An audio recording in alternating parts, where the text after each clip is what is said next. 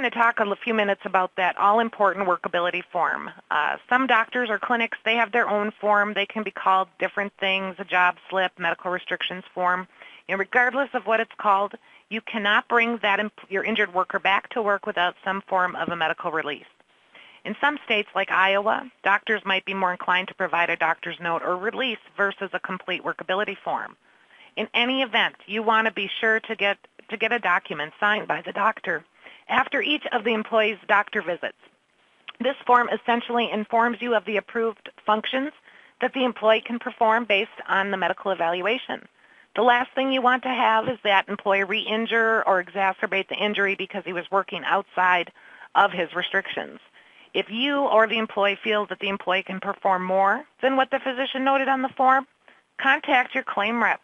He or she can contact that physician and see whether modifications can be made. A lot of time in the world we live in, I have probably 3 right now who really want to work overtime, trying to get the restrictions, limit or lessened so they can work more.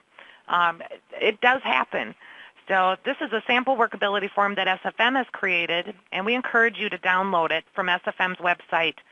And I encourage all of my employers, give it to that injured worker. If you know they're going into the clinic, give them a copy of this. Let the doctors fill this out because it is pretty concise and it's clear for us. That workability report, there are things to watch for. Beth mentioned a couple of them. If you get them back indicating they're not able to work, no use of the injured body part, we get a lot of no use of that right hand, working is tolerated, or list a million significant restrictions that just seem absolutely impossible, or if they're just that far out, maybe a month out at a time, those are the things you want to watch for and definitely should alarm you.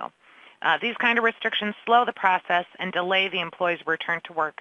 You do see it more often from physicians that don't specialize in occupational medicine. That's why we encourage you to try and get that relationship established.